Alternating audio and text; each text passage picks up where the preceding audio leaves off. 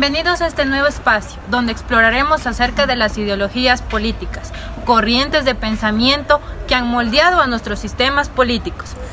Muy buenos días, queridos espectadores. El día de hoy tenemos la presencia del politólogo José Paqui y la politóloga Damaris Ordóñez, quienes nos darán a conocer sobre dos ideologías políticas importantes y sobresalientes en el Ecuador, como son el liberalismo y el neoliberalismo. Muchas gracias.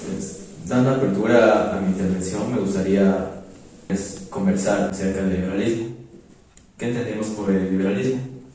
La entendemos como, o la percibimos como una ideología política y económica que surgió en Europa durante los siglos XVII y XVIII. Sus principios fundamentales incluyen las libertades individuales, la igualdad ante la ley y la limitación del poder gubernamental.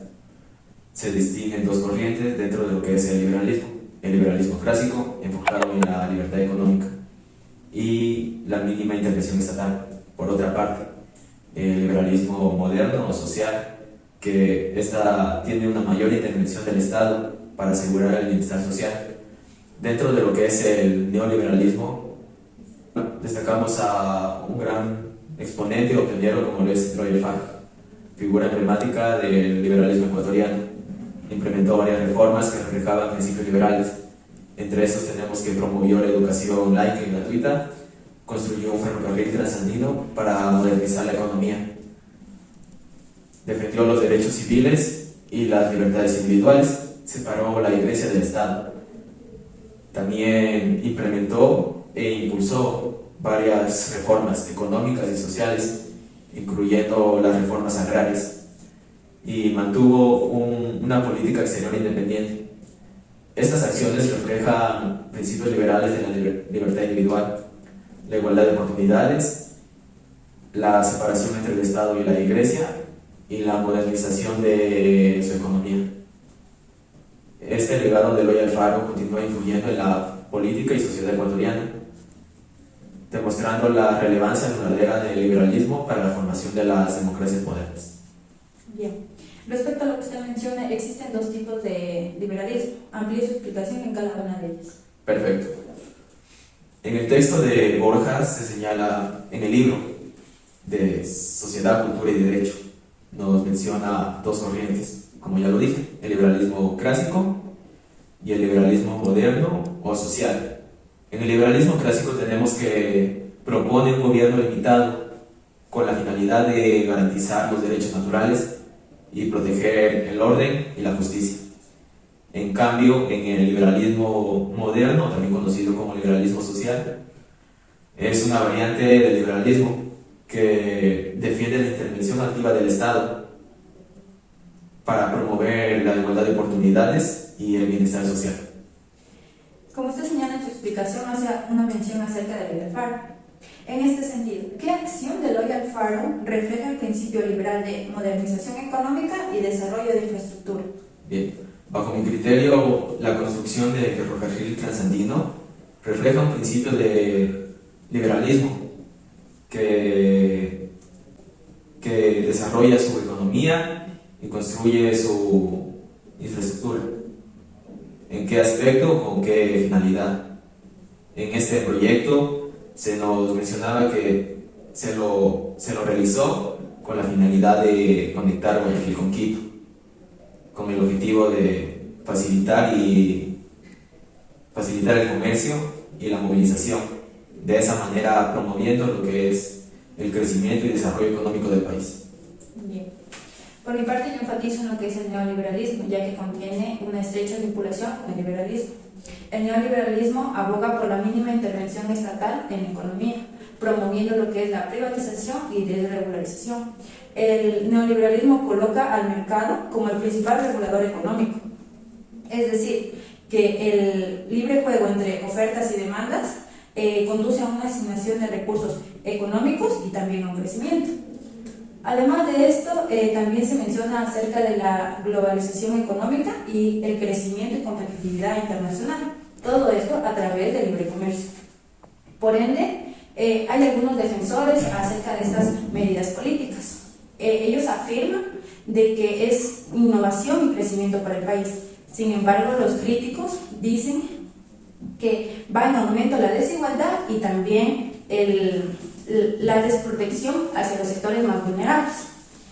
Por ejemplo, en la historia de Ecuador, en la historia política, tenemos varios presidentes que han sido promovidos por esta ideología. Por ejemplo, tenemos a León Febres Cordero, Guillermo Lasso o a nuestro actual presidente, el señor Daniel Noboa, que también se ve su inclinación hacia lo que es el neoliberalismo. Cabe mencionar que todos estos mandatos promovieron estas ideas, pero su efectividad fue diferente debido a su contexto histórico y sobre todo su contexto económico. Bien. De acuerdo a lo explicado, ¿cuál es la postura del neoliberalismo respecto al papel del Estado en la economía?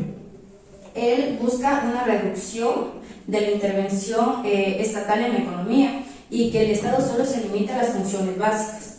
Por ejemplo, garantizar seguridad, el orden público, el cumplimiento de contratos y también acerca de lo que es una infraestructura súper básica.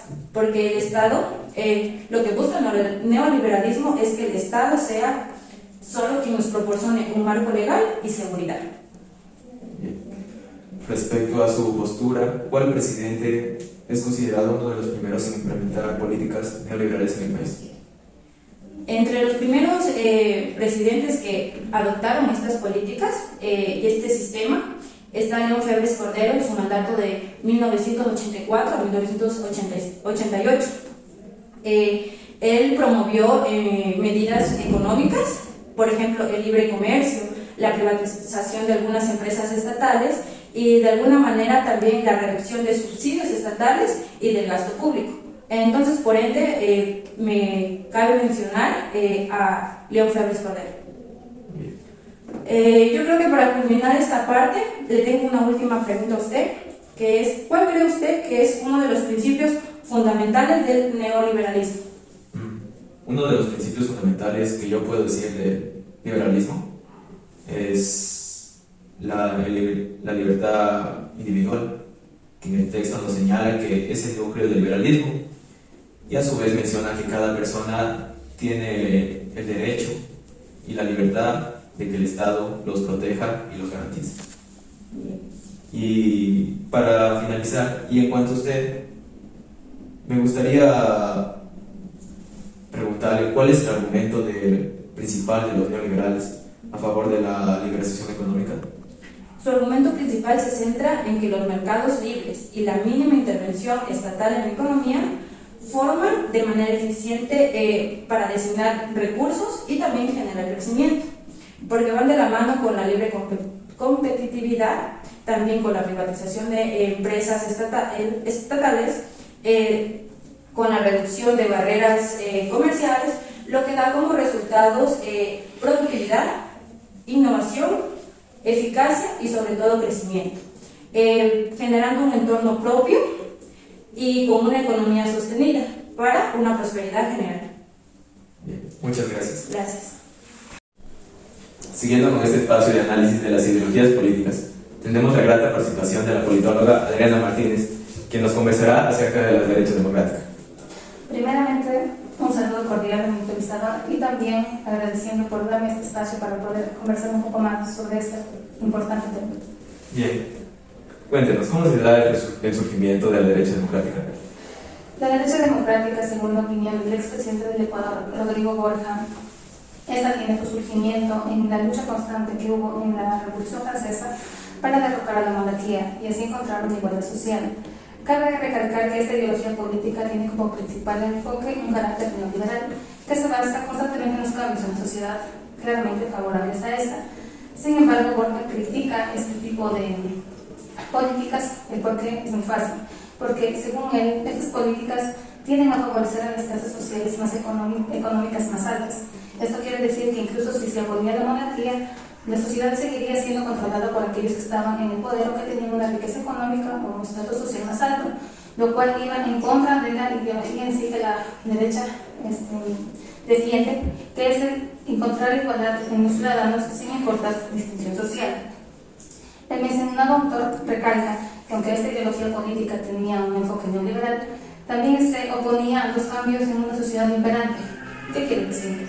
pues que en la sociedad imperante siempre hay una clase social dominatoria, aquella que está en el poder, aquella que tiene la máxima autoridad sobre otras, lo cual hacía que la sociedad en sí se dividiera en clases, lo cual creaba una discriminación social extensa. Bien, excelente aporte, pero otra pregunta, ¿fue solo Borja el único presidente que tuvo esta ideología política? Cabe recalcar que Rodrigo Borja no fue el único presidente del Ecuador que ha tenido su tipo de ideología. Cabe mencionar también al expresidente León Flores Cordero en su mandato de 1984 a 1988, quien tuvo una política pública que fue basada más bien en la inversión extranjera, que era traer empresas extranjeras para que el Ecuador tuviera un desarrollo económico más alto. Pero a su vez esto también trajo, ¿cómo podría llamarlo?, complicaciones en la sociedad, debido a que se empezó a tener más consideración hacia lo extranjero que hacia la misma patria, lo cual empezó a crear desigualdad tanto social como cultural. Y otro presidente que cabe mencionar aquí sería el expresidente Yamil Maguad, en su periodo de 1998 y hasta el 2000. Cabe recalcar que este fue uno de los presidentes que tuvo un periodo corto presidencial de solo 2 años, ya que fue derrocado en una alianza constante de los indígenas con la milicia, y este tuvo como política pública principal la dolarización en el Ecuador, lo cual, si bien trajo grandes ventajas debido a la alianza que se formó con los Estados Unidos de Norteamérica, también trajo desventajas, ya que se dio lo que es conocido como feriado bancario, lo cual generó un gran déficit económico en la sociedad y lo que conllevó a su propio derrocación de mandato. Bien, muchas gracias. Dime. Reanudando ese espacio de las ideologías políticas, me gustaría dar paso a la politóloga Romy Ochoa con el tema izquierda democrática. Bueno, muy buenos días. Principalmente dando las gracias por la invitación a este programa y por tener el gran honor de hablar sobre lo que es izquierda democrática. Igualmente. Abriendo espacio a este análisis acerca de lo que es la izquierda democrática, me gustaría conocer cómo surge. Claro. Para poder hablar de esta izquierda democrática, vamos a lo que es la Revolución Francesa, específicamente a la convención que se da en 1792, donde nuestro autor Borja destaca a los principales autores, que son los diputados jacobinos, quienes eran reconocidos por sentarse en el lado izquierdo del salón y quienes estaban en contra de la iglesia y de la religión. Ellos estaban a favor de la abolición de una monarquía y de que se reinstale la república, para poder tener una igualdad y una equidad ante la sociedad. También Borja señala que aquellos eran los principales y fueron una pieza fundamental en lo que es la Revolución Francesa, ya que gracias a ellos surge lo que conocemos hoy, la izquierda política. La izquierda política también incluye mucho lo que son las personas, las instituciones, los gobiernos y partidos, los cuales están dispuestos a hacer paso en adelante.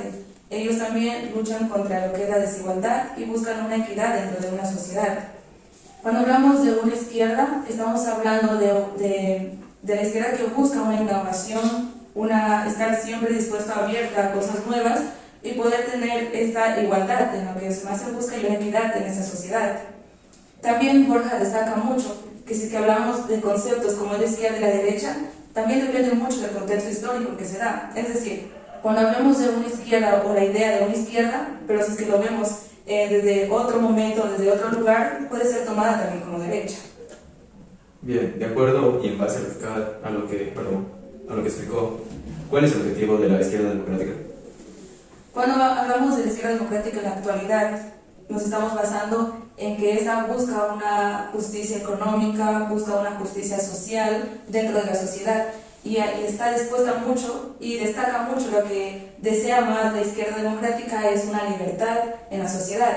El objetivo de esto es poder crear nuevas sociedades, poder crear una equidad, una libertad para que las personas puedan vivir una vida digna. Esto incluye mucho combatir con lo que conocemos el día de hoy, que existe mucho dentro de nuestra sociedad, lo que es la discriminación, la desigualdad, y condenan a muchas personas a estar excluidas, estar al borde de la pobreza, del hambre, y en la izquierda busca esto, cambiar esto, renovar y poder armonizar lo que es la libertad política y civil con una justicia económica. Perfecto, muchas gracias. Bien, continuando con este espacio de las ideologías políticas, tenemos la participación de la politóloga Abigail Sánchez, quien nos conversará acerca del conservadurismo. Bueno, primero que nada, muchas gracias por la invitación a esta entrevista. Y antes de nada quisiera dar un poco de contexto de lo que es el conservadurismo. Bueno, según Rodrigo Borja, en su obra Sociedad, Cultura y Derecho, analiza críticamente y detalladamente al conservadurismo como una ideología la cual está en contra de las transformaciones y los cambios sociales y políticos. Además, la caracteriza por, no querer sus cambios o transformaciones, además por una significativa inercia ante las urgentes necesidades de la sociedad. Además de eso, también dice que es como una reacción frente al temor o al cambio que puede haber en la sociedad para proteger la estructura del poder y mantener el status quo y no redistribuir el poder en sí. También los orígenes del conservadurismo tienen que ver mucho con la Iglesia Católica porque tenía un poder dominante sobre la sociedad, tanto cultural, política y socialmente. Bien, pero ¿cómo surge el conservadurismo moderno en base a las revoluciones que ha habido en el siglo XVIII? Según el ya mencionado autor, señala que la revolución, tanto la revolución francesa como la revolución americana, dieron un golpe a la estructura del poder que había en ese entonces y posicionó al conservadurismo en lo alto, porque el conservadurismo era una postura que tenía como protección y lo ya establecido brindaba a las personas un sentimiento de estabilidad. Por eso. Bien. Otra pregunta. ¿Por qué el conservadurismo se caracteriza por la inserción frente a las necesidades urgentes de la sociedad? Creo que esto más tendría una respuesta con lo que mencionan los autores Ortega y Gasset, citados por Borja también en su obra, que nos dicen que la vida del conservadurista se reduce a una mera inercia y no toma responsabilidades ni tampoco asume decisiones importantes en su vida, lo cual se puede traducir a como un temor o a perder lo que ya tiene, un temor al cambio, a lo desconocido. Eso sería. En el libro de Borja se menciona el término gatopardismo. ¿Cómo se relaciona con el conservadurismo? Antes de decir cómo se relaciona, creo que un poco de contexto. Según señala Borja, nos dice que el término gatopardismo viene de la novela El gato pardo, el cual es escrito por un escritor italiano, Giuseppe, en el cual el príncipe Fabrizio reflexiona sobre lo que está pasando en Italia y su unificación. Y cómo se relaciona con el conservadurismo, diríamos, y Borja también señala que es como una evolución del mismo. Es decir, el conservadurismo que se queda inerte, se queda en un solo lugar. En cambio, el gatopardismo sería como más acepta lo inevitable del cambio e intenta adaptarse a esto, lo cual le brinda a las élites una alternativa para mantener su estatus y su poder. Bien. Y en cuanto a su opinión, ¿qué puede decirnos sobre el conservadurismo? También mencionando algo que dijo Borja, que es que el único objetivo en sí del conservadurismo es mantener el estatus y el poder, porque siempre quieren más y más por intereses económicos, políticos y personales. Y según mi opinión, no estaría de acuerdo, ni tampoco la recomendaría, porque mi filosofía de vida sería más como que si algo quiere avanzar, tiene que cambiar. Muchas gracias. Siguiendo con este espacio de análisis de las ideologías políticas, tenemos la participación del politólogo Brian Bravo. Háblenos del socialismo, cuál es su origen y en qué se basa. Antes de comenzar, me gustaría agradecer por la invitación el día de hoy al programa. Y para aperturar el conversatorio de la entrevista, me gustaría nombrar a un autor. Rodrigo Borja, en su libro Sociedad, Cultura y Derecho, define de una manera muy interesante el socialismo. Él lo ve como un sistema socioeconómico y político que no solamente busca la propiedad ni la administración colectiva, sino también busca el simple hecho de que las personas tengan poder en todos los ámbitos que requieren o que se buscan en la sociedad. De aquí partimos a lo que podemos decir, estimado. Podemos decir que el socialismo viene desde las raíces antiguas, desde los antiguos pensadores. Ellos, al ver el holocausto que tenía el capitalismo industrial, inducieron nuevos pensamientos, inducieron nuevas corrientes que nos demostraron que el gobierno, el sistema de gobierno o el sistema en que las personas podían vivir no se tenía que regir simplemente por el capitalismo industrial. Podían ser equitativas, podían ser igualitarias, no solamente demostrando que la riqueza interviene en un solo punto, sino que todas las personas podíamos ser partícipes de esto. De aquí a lo que decimos y que el socialismo parte de la gente y es para la gente. Tiene principios muy exactos, que se refiere a que los recursos no simplemente se deben dar o simplificar a personas mayores o a cargos mayores. Por ejemplo, tenemos lo que son las fábricas, los terrenos, toda actividad que se aglomere o que simplemente una persona o un Estado la actúe para sí misma, significa que estamos cobrando de una mala manera. El socialismo optaba por ser más comunista, por ser no tan independiente. Si nosotros miramos al socialismo como un pensamiento, como una idea, no lo podríamos hacer simplemente, porque el socialismo es inflexible. El socialismo no solamente es una idea única que se puede ir y decir esto es y esto se hace. No es simplemente concreta, es cambiante. Por ejemplo, no es como que el socialismo al día de hoy se mantiene intacto. Realmente, a pesar de los años, de los cambios y de diferentes sistemas que hemos tenido políticamente hablando, el socialismo ha cambiado. Hemos tenido socialismo democrático, socialismo utópico, inclusive el marxismo, por nombrar muchos, que realmente hay muchos. Al día de hoy, creo que el socialismo ha avanzado a una corriente y una manera tan apegada a la gente y a las personas que nos representan que no podíamos dirigir un poco hacia el populismo. Bien, en la actualidad, ¿qué presidente rescata en esta vía? Es una pregunta un poco complicada, porque en este último siglo hemos tenido muchos presidentes, pero lo que realmente destaco realmente ha sido el presidente Rafael Correa, que tuvo su mandato en el 2006 hasta el 2017. Él, por así decirlo, nombró el socialismo del siglo XXI, como lo denominaría la revolución ciudadana. Realmente, el presidente Rafael Correa fue muy, por así decirlo, intelectual en este campo, porque no solo actuó con el socialismo tradicional, sino que implementó políticas en las cuales la sociedad se podría beneficiar. Por ejemplo, su mandato se centraba más en la infraestructura, tanto educacional como de la salud. Y todo esto era en base al petróleo. O sea, el petróleo era la fuente donde él podía hacer que las personas o la sociedad tengan un gasto mayoritario.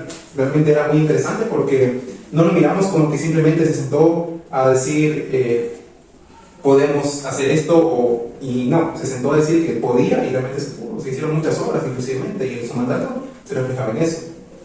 Bien, por último, ¿de qué manera las tecnologías emergentes como la inteligencia artificial y la automatización podría afectar la implementación y los objetos del socialismo en el siglo XXI?